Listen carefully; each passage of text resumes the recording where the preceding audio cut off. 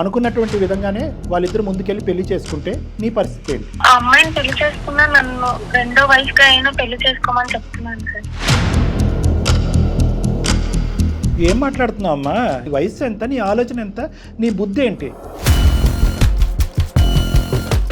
తను నన్ను లవ్ చేస్తున్నాడని నాకు తెలుసు సార్. నేను నిన్ను పెళ్లి చేసుకోను అని చెప్తున్నాడు. నాకు తనంటే చాలా ఇష్టం. తను లేకుండా నేను బ్రతకలేను కూడా సార్. ఏం చేస్తూ ఉంటాడమ్మా అతను? Cab driver sir. క్యాబ్ డ్రైవరా? మీరు బీటెక్. వాళ్ళ మరదలు నేను ముగ్గురం కలిసి తిరిగాము. నేను చచ్చిపోతానంటే మా పేరెంట్స్ ఖచ్చితంగా ఒప్పుకుంటారు సార్. 22 ఏళ్ల పాటు కని పెంచి పెద్ద చేసి విద్యాబుద్ధులు నేర్పించి నీ తల్లిదండ్రుల గురించి ఆలోచించవా? చచ్చిపోతాను అనే బ్రహ్మాస్త్రం తప్ప నీ దగ్గర ఇంకేం బ్రహ్మాస్త్రం లేదా? నువ్వు వాడవా బ్రెయిన్? నీ బావతో నీకు ఇలా రిలేషన్షిప్ ఉంది అనేది ఎప్పుడు అడిగావా? ఈ రోజు ఇక్కడికి వచ్చి అతను రాకపోతే చచ్చిపోతానంటే అతను మనిషి ఏం షాప్లో దొరికే బొమ్మ? మంచి మత్తులో ఉన్నట్టున్నావు నువ్వు. ఒక విధమైనటువంటి మత్తు, ఒక మబ్బులో ఉన్నట్టున్నావు. మబ్బులో ఉంది. వాళ్ళ మరదలు కూడా నేను వదిలేస్తాను, నన్ను పెళ్లి చేసుకోమని చెప్తుంది సార్. అయినా ఇతను వినట్లేదు సార్.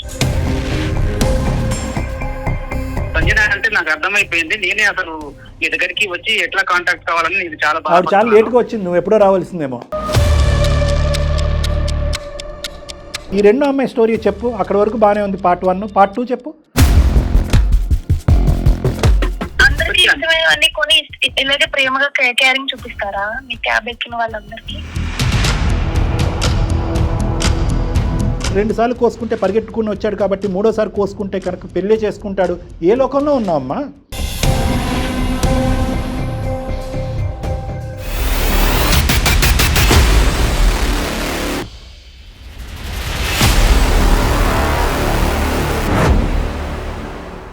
అందమైన జీవితం కార్యక్రమానికి స్వాగతం.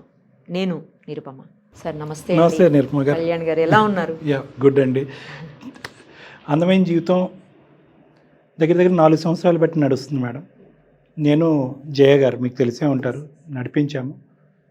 కొన్ని అనివార్య కారణాల వల్ల ఈరోజు జయ గారు ఈ ప్రోగ్రాం నుంచి బయటకు వెళ్ళటం జరిగింది. ఆవిడ ఓన్ పర్సనల్ రీజన్స్ అనుకోండి. నెక్స్ట్ చాలా థాట్ ప్రాసెస్ వెళ్ళింది. ఎవరు ఇక్కడ ఆ స్థానానికి ఒక చాలా బలమైన స్థానం, చాలా విలువైనటువంటి స్థానం. ఎందుకంటే ఒక మదర్ రోల్ అది. మీరు కూర్చున్నటువంటి ఒక స్థానం, ఒక తల్లి పాత్ర. ఒక తల్లికి మించినటువంటి జడ్జి ఎవరు ఉండరని అంటారు. ఒక తల్లి యొక్క ఆలోచన శైలి కానీ, ఆ వ్యక్తిత్వం కానీ, తండ్రిలా ఊగిసలాడినా కూడా ఒక తల్లి యొక్క ధైర్య సాహసాలతో ఒక ఇష్యూని డీల్ చేసేటటువంటి విధానంలో ఆ పాత్ర చాలా ఇంపార్టెంట్. ఆ పాత్ర స్థానంలో ఆ కుర్చీ దానికి సంబంధించింది. చాలా ఆలోచించిన తర్వాత సుమన్ గారితో చాలా డీటెయిల్డ్గా డిస్కస్ చేసిన తర్వాత తిరిగి లేనటువంటి ఒక వ్యక్తి, ఒక వ్యక్తిత్వం ఎవరన్నా ఉన్నారు అంటే కనుక అది నిరుపమ గారే అన్నట్టుగా మేము ఒక కంక్లూజన్కి వచ్చాం. మేడం వస్తే కనుక ఇక్కడ అందమైన జీవితం అనేటటువంటి ఈ కార్యక్రమం ఇంకా బలమవుతుంది. ముందుకు వెళ్ళటానికి ఇంకా ఎంతోమంది ప్రేక్షకులకి ఎన్నో జీవితాలను కాపాడేటటువంటి ఒక అద్భుతమైనటువంటి ప్రోగ్రాం కింద ఇంకా మారుతుందనే నమ్మకంతో మిమ్మల్ని ఇన్వైట్ చేయడం జరిగింది. మా ఇన్విటేషన్ యాక్సెప్ట్ చేసి మీరు రావటం మాకు నిజంగా చాలా సంతోషం madam. Please welcome. Thank you అండి. Thank you so much Kalyan గారు. ఇట్ మీన్స్ అలాట్ నిజానికి. తప్పకుండా అండి, మీ నమ్మకాన్ని ఎట్టి పరిస్థితుల్లో ఉమ్ము చెయ్యను. Thank you. మనం లేటెస్ట్గా చూసినటువంటి ఒక కేసు, సంజన అని ఒక అమ్మాయి, 22 ఏళ్ల అమ్మాయి లవ్ చేయటం, ఆ తర్వాత అంటే వన్ సైడ్ లవ్ యాక్చువల్ చెప్పాలండి. అతను చేసాడో లేదో తెలియదు మనకి. బట్ ఆమె ఆ తర్వాత ఆ పర్యవసానం ఎంత భరించింది, ఆ స్థాయి ఎక్కడ దాకా వచ్చేసిందంటే సూసైడల్ టెండెన్సీ వచ్చేసింది ఆమెలో. ఎన్నో వందల వేల జీవితాలను మీరు సేవ్ చేశారు. సో ఈ అమ్మాయి జీవితాన్ని కూడా సేవ్ చేస్తే బాగుంటుంది అనిపించింది. అందుకని ఫస్ట్ ప్రియారిటీ కింద నేను ఆ కేసు తీసుకున్నాను. ఒకసారి ఆమెతో మాట్లాడదాం. రైట్.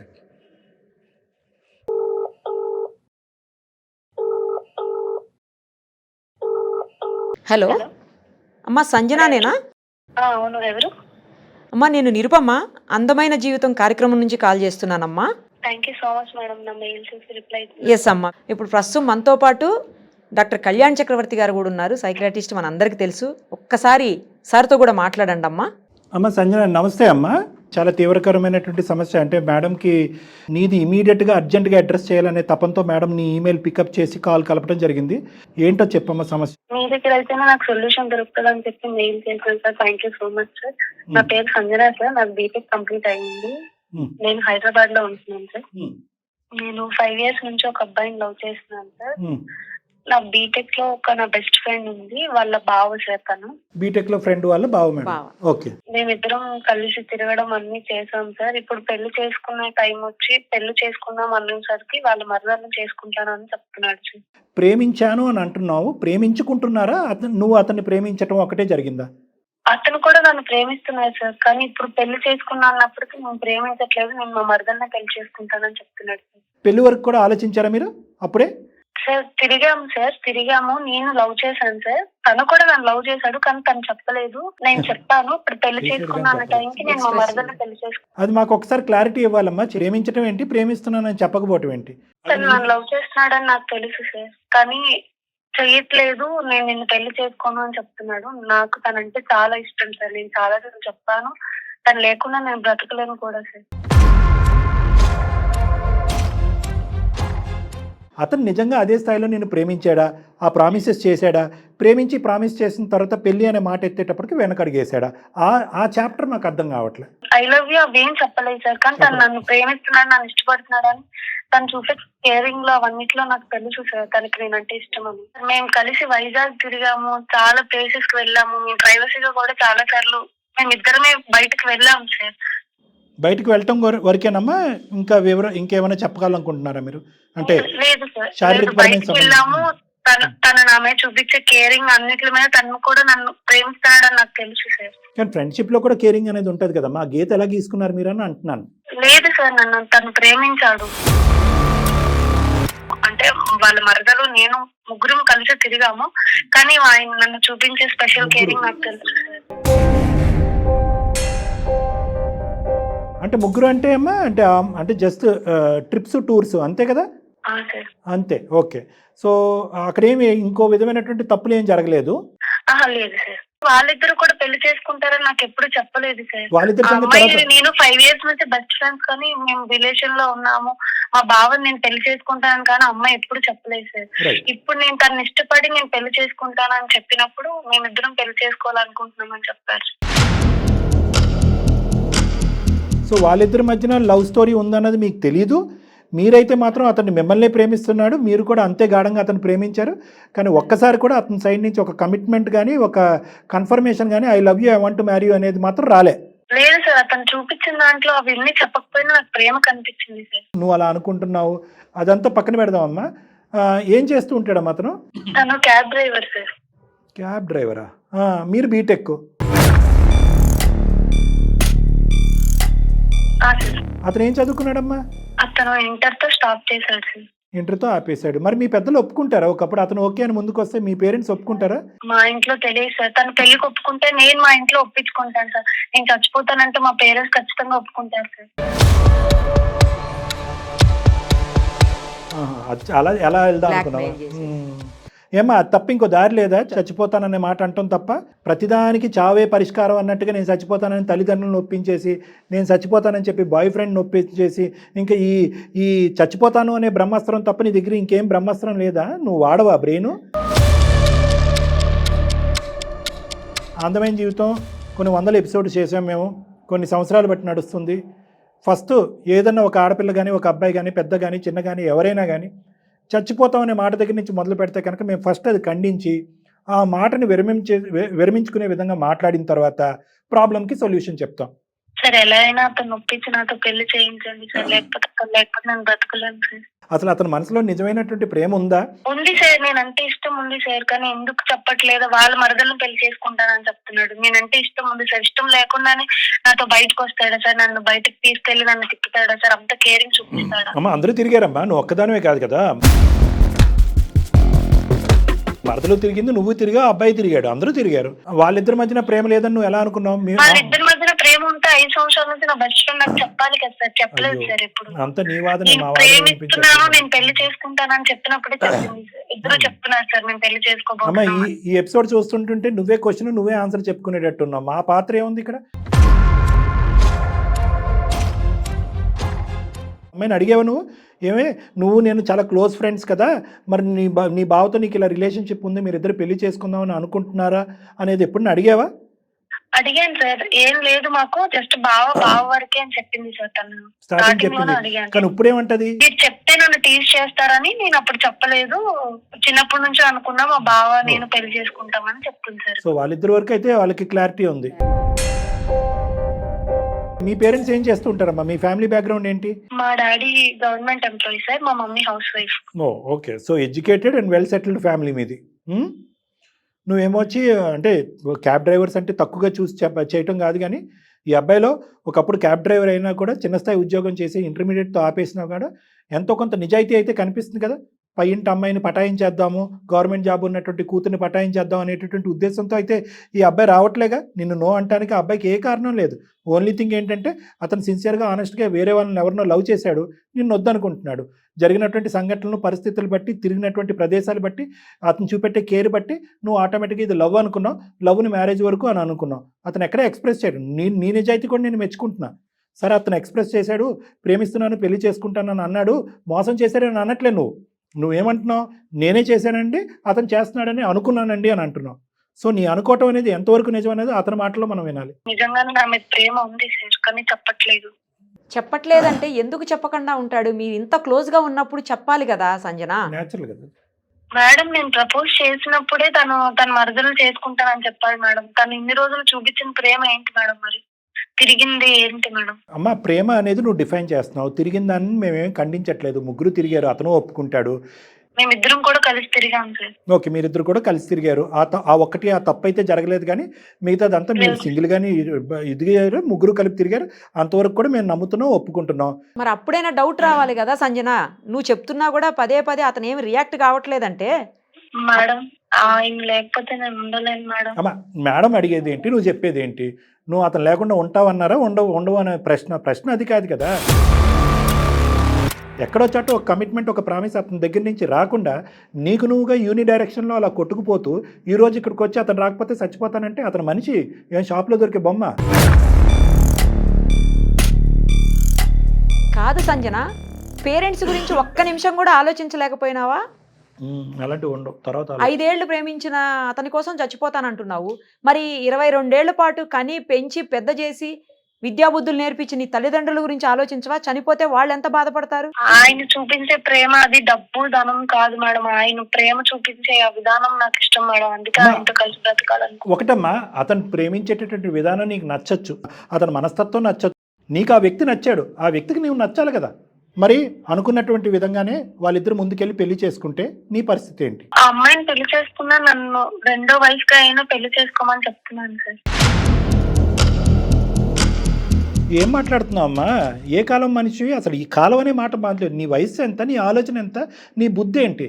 నువ్వు బీటెక్ చేసావా? దేనికన్నా ఒక హద్దు పద్దు ఉంటుంది కదమ్మా. అసలు రెండో భార్యగా ఉంటే విలువ ఉంటుందా సంజన? అసలు యాక్సెప్ట్ చేస్తా చట్టం కూడా ఒప్పుకోదు కదా. ఏదో మంచి మత్తులో ఉన్నట్టున్నావు నువ్వు, ఒక విధమైనటువంటి మత్తు, ఒక మబ్బులో ఉన్నట్టున్నావు. మబ్బులో ఉంది. ఇక్కడ ప్రధానంగా ఎవరన్నా కాల్ కలపాలి, మాట్లాడాలంటే కనుక నీకు మీ పేరెంట్స్కి కాల్ కలపాలి. అసలు నువ్వు పెరిగినటువంటి విధానం ఏంటి, పెరిగిన వాతావరణం ఏంటి, నీ ఆలోచన వ్యక్తిత్వం ఏంటి?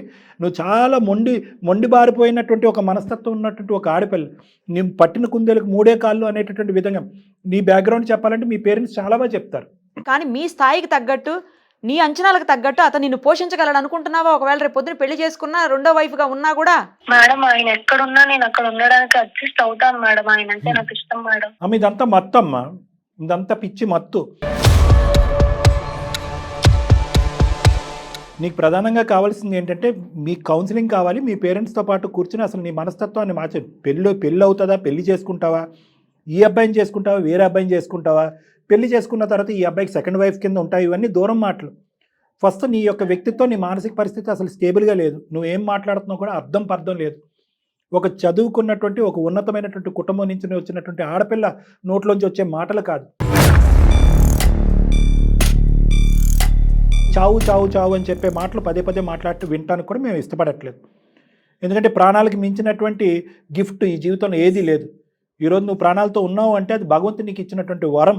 ఫస్ట్ ఆ మాటలు విరమించుకుని నెక్స్ట్ నీకేం కావాలని ఎజెండాలో ఏముందో అది మమ్మల్ని అడుగు, చెప్తాను. లేదు సార్, నేను సూసైడ్ చేసుకున్నప్పుడు కూడా ఆయన నన్ను కలిసారు సార్, వచ్చారు నా దగ్గరికి. మేము ఇద్దరం గతంలో 2 సార్లు సూసైడ్ అటెంప్ట్ చేసిందంట. పరిగెత్తి వచ్చి ఉంటాడు హీరోలో. ఈ ఉద్దేశం ఏంటంటే అంత దూరం పరిగెట్టినోడు ఇంకో 2 అడుగులు పరిగెట్టడా, ముందుకు వచ్చి తాలిబొట్టు కట్టాడా అని నువ్వు అనుకుంటున్నావు. అమ్మ, ఒకటి ఒక మానవతా దృక్పథంతో మంచి స్నేహితురాలు ఏదో తప్పని చేసిన చెప్పి బుద్ధి చెప్పడానికి, లేదంటే నీ ప్రాణాలు పరామర్శించడానికి వచ్చి ఉంటాడు. ఇప్పుడు అది తీసి పక్కన పెట్టేసి నేను కోసుకున్నప్పుడల్లా అతను పరిగెట్టుకుని వస్తున్నాడంటే ఇంకొద్ది గట్టిగా కోసుకుంటే కనుక అతను వచ్చి నన్ను పెళ్లి చేసుకుంటాడని అనుకోవటం నీ అవివేకం, పిచ్చితనం.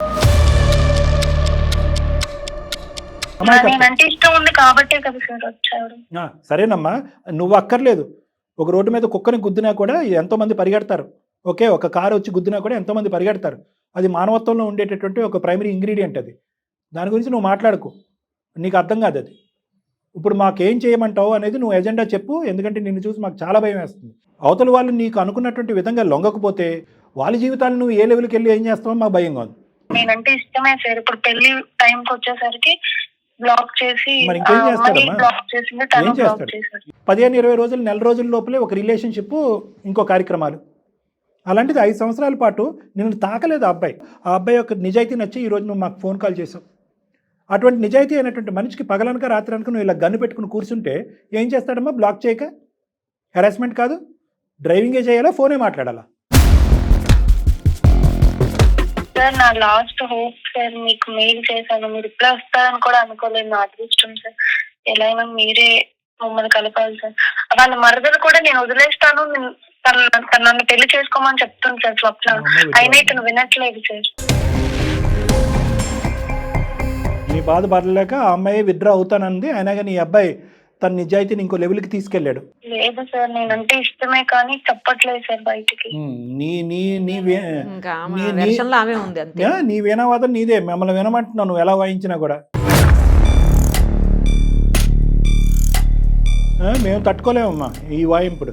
నువ్వు అతనికి ఫోన్ కలపవుగా, అతను బ్లాక్ చేశాడు కానీ నీకు. మనమే చేద్దాం సార్. ఉండు, మెసేజ్ పంపించిన నెంబరు మేడం నెంబర్. మెసేజ్ పంపించమ్మా ఒకసారి. అమ్మా సంజన, ఏం పేరు అతని పేరు? ప్రదీప్ మేడం. ప్రదీపా? సరే అమ్మా, సెండ్ చేయండి అమ్మా నాకు ఒక్కసారి అతనిది. సెండ్ చేస్తాను మేడం. ఓకే, నంబర్ వచ్చింది, ఒకసారి ప్రదీప్కి కూడా కాల్ చేద్దాం. చేయండి మేడం.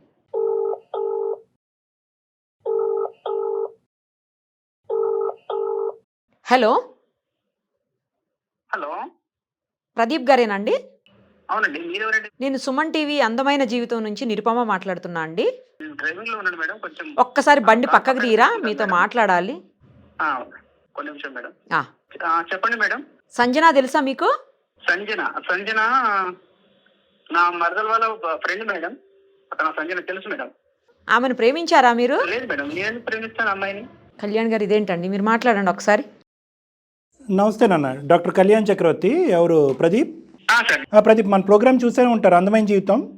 చూసాం సార్. సో నేను డాక్టర్ కళ్యాణ్ చక్రవర్తి, నాతో పాటు మన senior anchor and host Nirupama madam ఉన్నారు.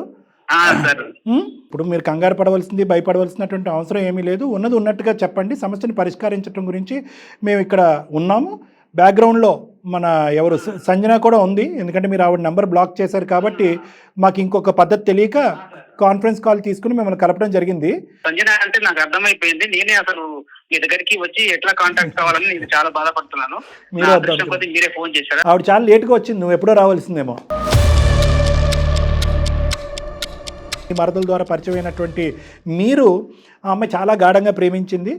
అదేవిధంగా ఏంటంటే మీరు కూడా అంతే గాఢంగా తను ప్రేమిస్తున్నారనేటటువంటి భావనతోనో, లేదంటే నిజమో వాస్తవం లేదు నిజం అనేది మీరు నిరూపించాలి, మేము కనుక్కోవాలి.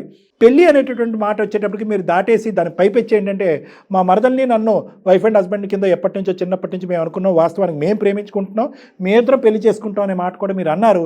ఆవిడ గుండెలు పగిలేటట్టు ఆవిడ ఏడుస్తుంది, నేను ఎందుకు బ్రతకాలి అని అంటుంది, నేను చచ్చిపోతాను అని అంటుంది. ఏంటి దీని పరిష్కారం? ముందు నా గురించి నేను చెప్పుకుంటాను, వినండి సార్. తప్పకుండా, అందు గురించి క్లారిటీ కావాలి మనకి, బోత్ సైడ్స్. నేను ఒక క్యాబ్ డ్రైవర్ని. అవునండి. నా మరదల్ని చదివించుకుంటూ నేను ఏదో కాస్తో కూస్తో ఇంటర్ వరకు చదువుకున్నాను.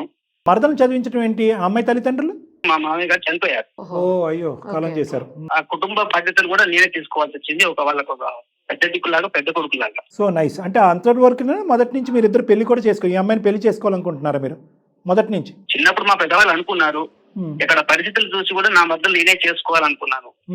కొంచెం పెద్ద చదువుల కోసం అని అక్కడ ఊరు నుంచి కూడా మా మద్దల్ని ఇక్కడికి హైదరాబాద్ కి తీసుకొచ్చుకొని ఇక్కడే ఒక హాస్టల్లో ఉంచి మా మద్దల్ని కొంచెం పెద్ద చదువుల కోసం అని చదివిస్తున్నాను sir. So great, wonderful wonderful. చిన్నప్పటి నుంచి అనుకున్నారు, తండ్రి చనిపోయిన తర్వాత నాకు ఎందుకని వదిలేదు చూడండి. Very nice, very nice. తర్వాత చదివిస్తున్నాడు, భారాన్ని, ఆర్థిక భారాన్ని కూడా తను మోస్తున్నాడు పెళ్లి కాక ముందే. కానీ ఒక అమ్మాయి చాలా న్యాయం జరిగింది అన్నట్టుగా అనిపిస్తుంటే ఇంకో అమ్మాయికి అన్యాయం జరిగినట్టుగా మాట్లాడుతుంది అమ్మాయి. ఈ రెండో అమ్మాయి స్టోరీ చెప్పు. అక్కడ వరకు బానే ఉంది, పార్ట్ 1. పార్ట్ 2 చెప్పు.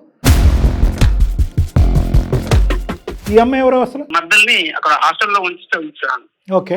నా మద్దల దగ్గరికి అమ్మాయి కూడా ఫ్రెండ్లీగా వస్తుండేది, పోతుండేది. వాళ్ళని కూడా ఎక్కడికన్నా షాపింగ్ లకు అక్కడికో ఇక్కడికో ఎక్కడికైనా వెళ్ళాలంటే, టెంపుల్లకి ఎక్కడికైనా వెళ్ళాలంటే నా మరదలతో పాటు కూడా ఆ అమ్మాయిని తీసుకెళ్లేవాను సార్. మా బంధువుల అమ్మాయి, బాగా తెలిసిన అమ్మాయి అన్నట్టు, కానీ నా మరదలతో పాటు కూడా అమ్మాయిని తీసుకెళ్లేవాను సార్. ఆ సంజన అమ్మాయిని నేను చేసుకుంటానని ఎప్పుడు చెప్పలేదు. మీకు 100కి 200 మార్కులు వేసింది అమ్మాయి. కానీ ఒక ఆడపిల్ల ఒక గుడ్డి నమ్మకంతో వచ్చి మేమే ఇలా డిపెండ్ అవుతున్నప్పుడు మీరు స్లోగా విత్డ్రా అయి ఉంటే బాగుండేదేమోగా. ఎప్పుడు కూడా అమ్మాయితో అలా విధంగా నేను బిహేవ్ చేయలేదు. నేను నిన్ను పెళ్లి చేసుకుంటాననే మాట ఎప్పుడు అంది ఈ అమ్మాయి? ఈ మధ్య కాలంలో ఏదో మిమ్మల్ని నేను గర్విస్తున్నాను, పెళ్లి చేసుకోవాలనుకుంటున్నాను చాలా సార్లు చెప్పాను సార్, నాకు మీరంటే ఇష్టం, నన్ను పెళ్లి చేసుకోండి అని చెప్పి. ఫస్ట్ టైం సూసైడ్ అటెంప్ట్ చేసుకున్నప్పుడు ఆయన నన్ను పర్సనల్ తగలయ్యా. కుర్రోడు మంచోడు, మరదలను కాపాడుకుంటున్నాడు, చదివించుకుంటున్నాడు, పోషించుకుంటున్నాడు, అన్నీ చేస్తున్నాడు, తప్పుడు పని చేయలేదు, అన్ని విధాలుగా నిజాయితీయే. మేము అడిగే ప్రశ్న ఏంటంటే, ఈ అమ్మాయి ఈ మనస్తత్వంతో వచ్చి ముందుకే వచ్చి మీ మీద వాలిపోతున్నప్పుడు ఈ అమ్మాయి బారిని నేను పడితే కనుక ఎప్పటికైనా ఆ అమ్మాయికి నా జీవితానికి రిస్కే అనేటటువంటి విధంగా ఎప్పుడో తూర్పు తిరిగి దండం పెట్టుంటే ఇంకో విధంగా ఉండేది కదా. నేనంటే ఇష్టం లేకపోతే నన్ను ఎందుకండి అంత ప్రేమగా చూసుకొని నేను ఎక్కడికంటే అక్కడ తిప్పి నేను చచ్చిపోతున్నానంటే మీకు ఎందుకని వదిలేకుండా నా దగ్గరికి ఎందుకు వచ్చారు? ఒక మనిషికి ఏదన్నా అపాయం జరిగిందంటే ఒక మానవ ధర్మంతో రాసి వచ్చి చూడడం అనేది ఆ ధర్మం. ఎంతో మందిని వాళ్ళ చెప్పిన ప్లేస్లకి తీసుకెళ్లడము, తీసుకురావడం, ఎంతో మంది తీసుకెళ్తుంటారు. అందరికి ఇష్టమైనవన్నీ కొని ఇలాగే ప్రేమగా కేరింగ్ చూపిస్తారా మీ క్యాబ్ ఎక్కిన వాళ్ళందరికీ? ప్రేమించారు కాబట్టి నన్ను అంత ప్రేమగా చూసుకున్నారు మీరు. స్వప్న కూడా చెప్తుంది కదా నన్ను చేసుకోమని చెప్పి, మీరు ఎందుకు ఒప్పుకోవట్లేదు? నా మనసులో నీకు అలాంటి స్థానం లేదు. నాకు బరువు బాధ్యతలు ఉన్నాయి. నువ్వు మంచిగా చదువుకుంటావు, నేను తక్కువ చదువుకున్నాను. మీకు ఎంత వచ్చినా నేను అడ్జస్ట్ అవుతానండి, మీరంటే నాకు ఇష్టం. అన్యాయం చేయలేదు. నా పేరెంట్స్ కోసం నేను చూసుకుంటాను. నేను చచ్చిపోతానంటే నా పేరెంట్స్ ఒప్పుకుంటారు. మీరు చెప్పండి అంతే, చేసుకుంటారా?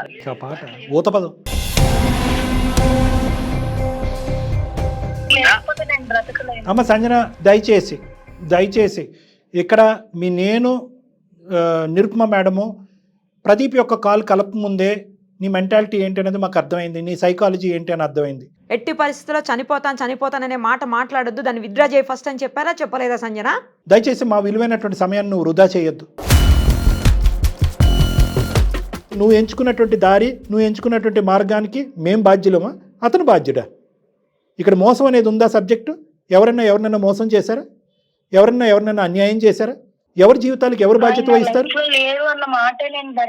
అమ్మ భరించలేకపోతే అది నీ సైకలాజికల్ ప్రాబ్లము, దానికి ట్రీట్మెంట్కి రా, నేను ట్రీట్మెంట్ ఇస్తాను, కౌన్సిలింగ్ చేద్దాం ప్లీజ్.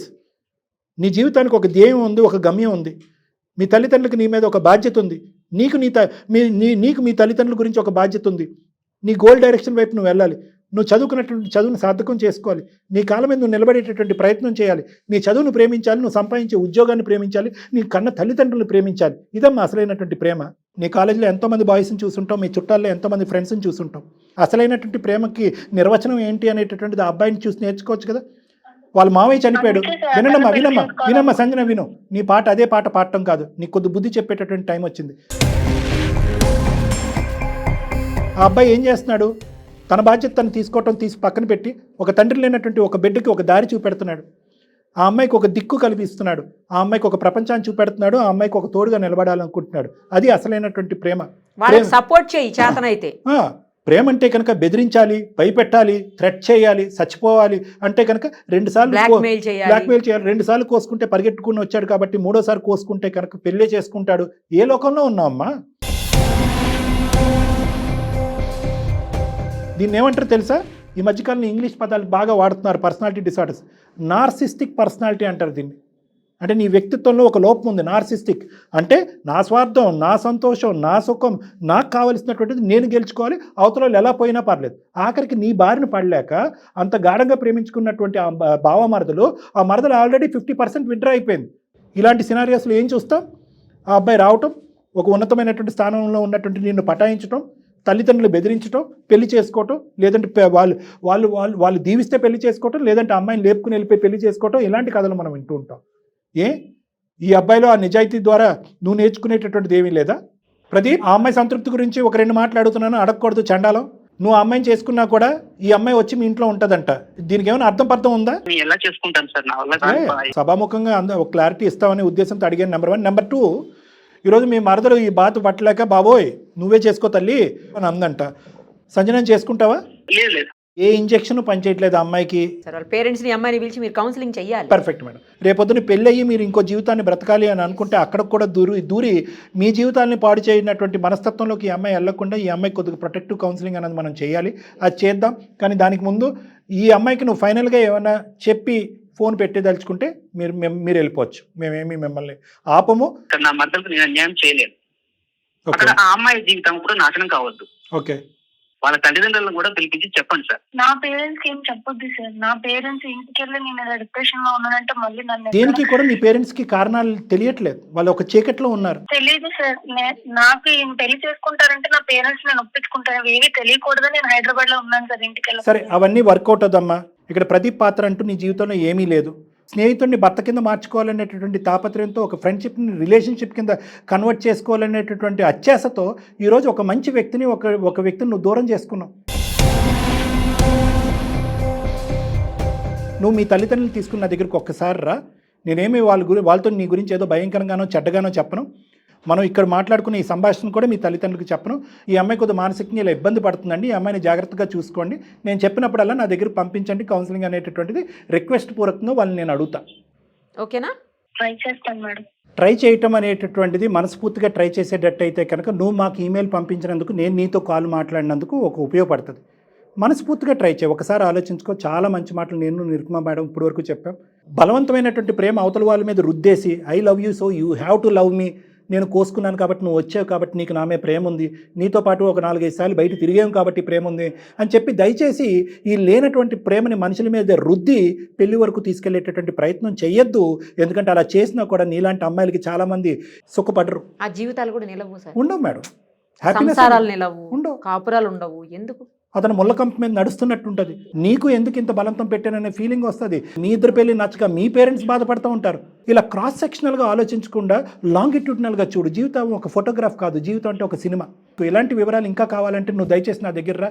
నీకు మంచిగా బుద్ధి వచ్చే విధంగా నేను చెప్తాను, కౌన్సిలింగ్ చేస్తాను. పేరెంట్స్ కూడా రావాలి. సంజన వాళ్ళ పేరెంట్స్ కూడా మీకు తెలిపించాను సార్. రైట్. నేను వాళ్ళ ఫ్యామిలీకి బాగా తెలిసిన వ్యక్తిని, వాళ్ళ ఫోన్ నెంబర్ కూడా నా దగ్గర ఉంది, పంపిస్తాను. పంపివ్వండి.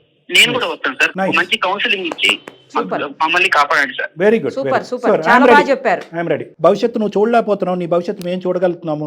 దయచేసి నీ జీవితాన్ని సరిదిద్దేటటువంటి విధంగా మేము కొన్ని విధానాలు చెప్తాము, మార్పులు చేస్తాము. అవి ఫాలో అవటానికి నా దగ్గరికి ఒకసారి వచ్చగలమ్మా. ఓకేనమ్మా? Okay sir. బాయ్ నాన్న, ఆల్ ద బెస్ట్. మీ చువంటి వాళ్ళకు చాలా చాలా చాలా కృతజ్ఞతలు సార్. నా అదృష్టం కొద్ది మీరే ఫోన్ చేశారు. Thanks sir. Thank you so much అండి. Thank you Pradeep and Sanjana. అది మేడం, వాళ్ళు రానివ్వండి. ఎందుకంటే ఇది ఫోన్లో మాట్లాడుకుంటే కనుక తాత్కాలికమైన పరిష్కారం, దీర్ఘకాలికమైన పరిష్కారం కావాలి. ఆ అమ్మాయి ఎంతో కొంత అర్థం చేసుకుంది అన్నట్టుగా నాకు అనిపిస్తుంది. కూడా లాస్ట్లో అమ్మాయి మాటలు అలాగే అనిపించింది. కానీ గుర్తులు కదా మేడం, ఇవన్నీ జ్ఞాపకాలు, గుర్తుల మీద అమ్మాయి నడుస్తుంది. అప్పుడు వచ్చాడు, ఇప్పుడు మాట్లాడాడని. సో ఆ జ్ఞాపకాలు, గుర్తులు అనేటటువంటిది ఆ అమ్మాయి ఊహించుకున్నటువంటి విధంగా కాకుండా అది ఒక స్నేహానికి సంబంధించినటువంటి గుర్తులు, ఒక రిలేషన్షిప్ కాదు అనే విధంగా అమ్మాయికి మనం కొద్ది కౌన్సిలింగ్ చేస్తే కనుక అర్థం చేసుకునే విధంగా ఖచ్చితంగా అమ్మాయి కెరియర్ పరంగా కానీ, ప్రొఫెషనల్గా కానీ, లేదంటే పర్సనల్ లైఫ్లో కానీ మంచిగా జీవితం బాగుంటుంది, ముందుకెళ్తుంది మంచిగా అని చెప్పి ఆశిద్దాం. Thank you so much.